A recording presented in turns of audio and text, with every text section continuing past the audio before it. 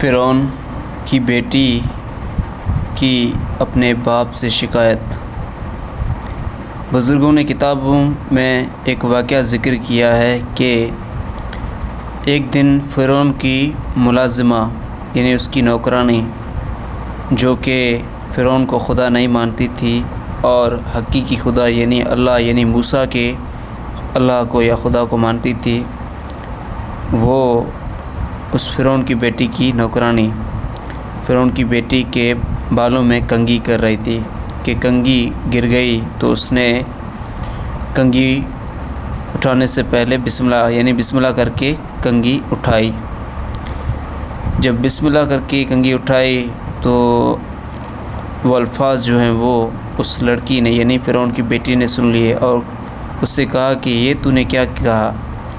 تو فرعون کی بیٹی نے کہا کہ کیا خدا میرے باپ سے بڑا بھی کوئی خدا ہے؟ تو اس نے کہا ہاں، تمہارے باپ سے بھی بڑا ایک خدا ہے جس نے تمہارے باپ کو پیدا کیا ہے اور جس نے اس کو دولت دی ہے۔ تو فرعون کی بیٹی دوڑی بھاگی اپنے جو ہے باپ کے پاس گئی یعنی فرعون کے پاس گئی اور کہا کہ ابو، کہا کہ جو ہے وہ یہ عورت کہہ رہی ہے کہ آپ سے بھی بڑا کوئی خدا ہے۔ تو وہ فرعون غضبناک ہو گیا اور حکم دیا کہ اس کے پاؤں میں جو ہے کیل ٹھوکے جائیں اور اس پر انگارے پھینکے جائیں۔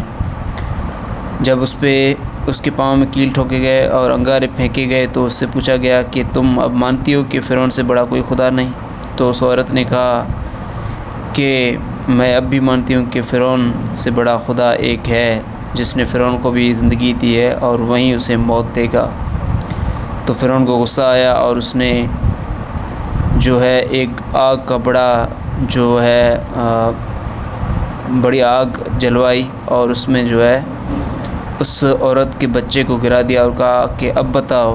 اس عورت نے کہا اب بھی میں یہ کہتی ہوں کہ خدا ایک ہی ہے جس نے تجھے پیدا کیا اور مجھے پیدا کیا۔ تو فرعون کو غصہ آیا اور اس نے اس عورت کو بھی اس آگ میں گروا دیا، مگر وہ عورت مرتے دم تک خدا یعنی حقیقی خدا کا انکار نہ کر سکی۔ دوستو، یہی ہوتی ہے اصلی ایمان کی طاقت۔